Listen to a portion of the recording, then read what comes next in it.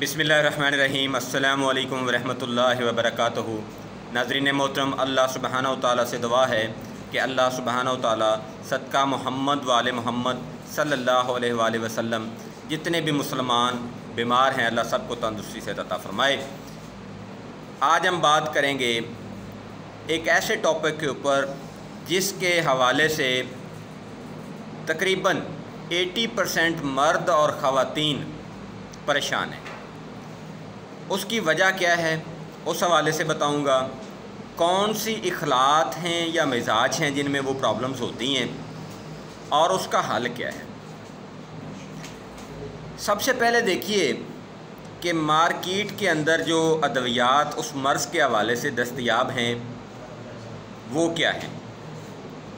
सबसे पहले हम चलते हैं जी एलोपैथिक मेडिसिन्स की तरफ। उसमें देखें रेजिक है, मेप्राजोल है, एसोमेप्राजोल है, डायजेक्स एमपी है, म्यूकेन है, फिर इस तरह से और भी बहुत सी अद्वियात जो हैं वो तबखीर मैदा या गैस के मामलात के लिए इस्तेमाल हो रही हैं।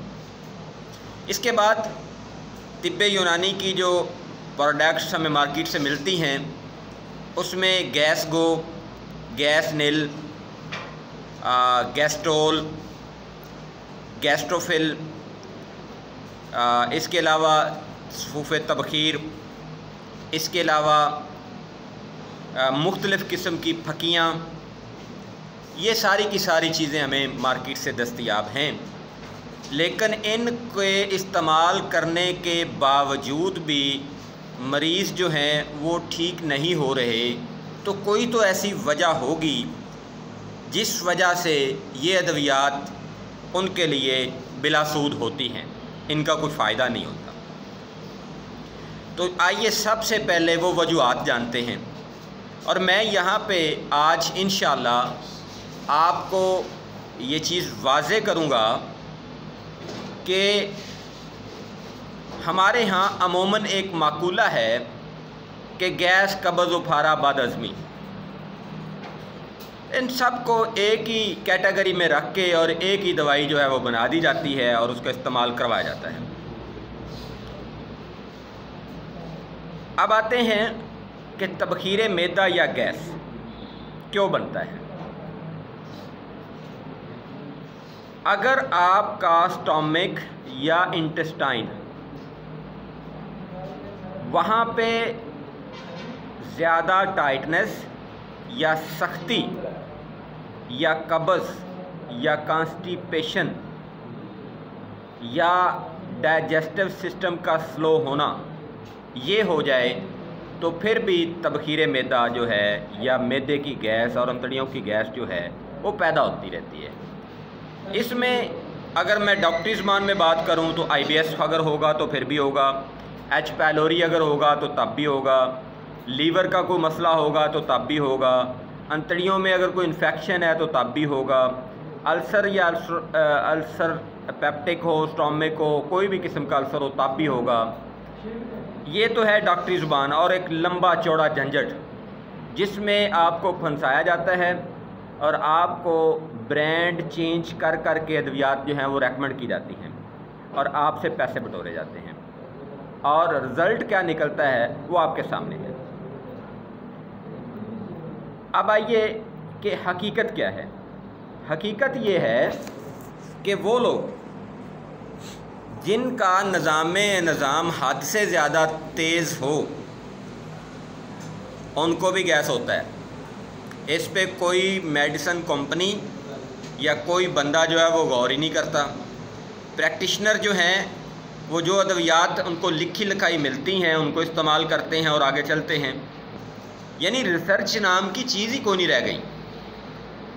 अब देखिए नज़रिया मुफरद अज़ा जो है उसमें इसके लिए दो बेहतरीन चीज़ें इस्तेमाल की जाती हैं, बल्कि तीन चीज़ें इस्तेमाल की जाती हैं। पहली चीज़ जो है तिर्याके तबखीर के नाम से एक फार्मूला है, तिर्याके तबखीर या तिर्याके तबखीर शिंगरफी।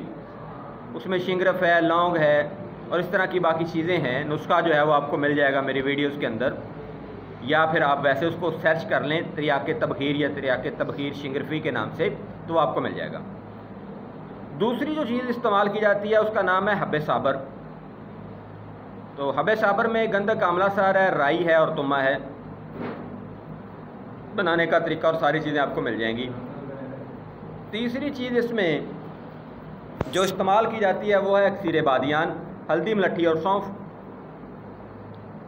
प्यारे नाज़रीन, अब बात ये है कि ये जो तीनों नुस्खा जात हैं ये भी वैसे ही हैं जैसे कि एलोपैथिक अद्वियात हैं या जैसे कि मार्केट में तिब्बे यूनानी की अद्वियात पड़ी हुई हैं जिनके मैंने नाम आपको गिनवाए हैं। ये किन लोगों के लिए सूदमंद हैं? ये उन लोगों के लिए सूदमंद और फ़ायदेमंद हैं जिनको कब्ज़ है, जिनको मोशन या स्टूल जो है वो 24 घंटे की बजाय 48 घंटे या 36 घंटे बाद आता है। ये उन लोगों के लिए सूदमंद है।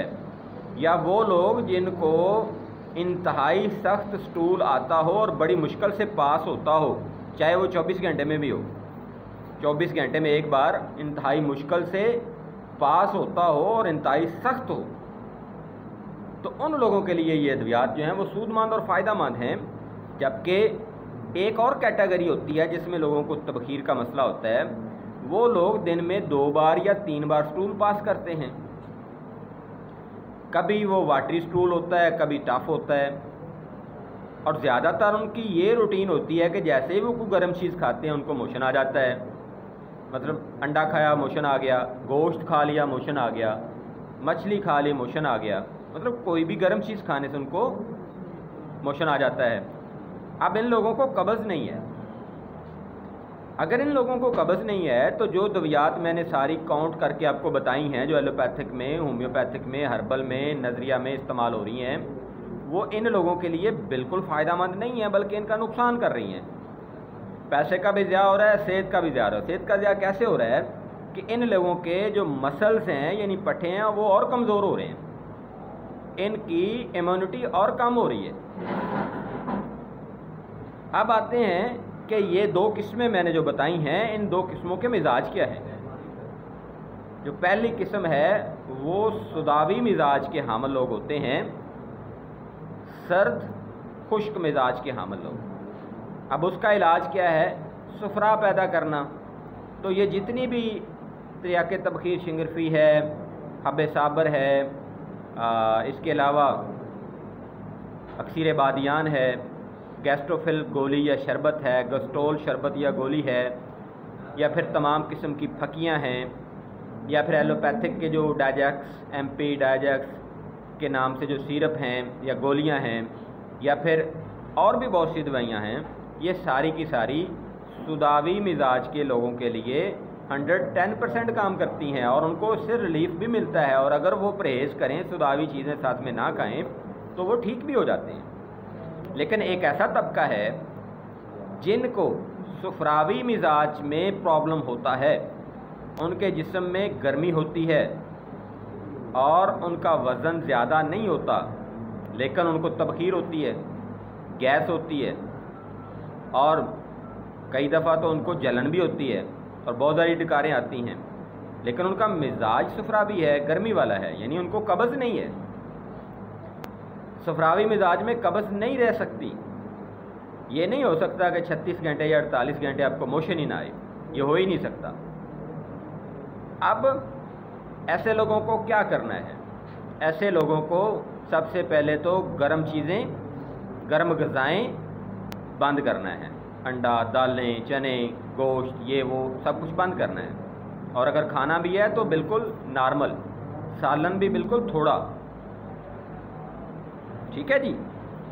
और ऐसे लोगों को क्या करना है? वो तमाम चीज़ें इस्तेमाल करनी हैं जो मोशन के लिए फ़ायदेमंद हैं, यानी साबी और सुदावी चीज़ें जो हैं वो उनके लिए फ़ायदा करेंगी।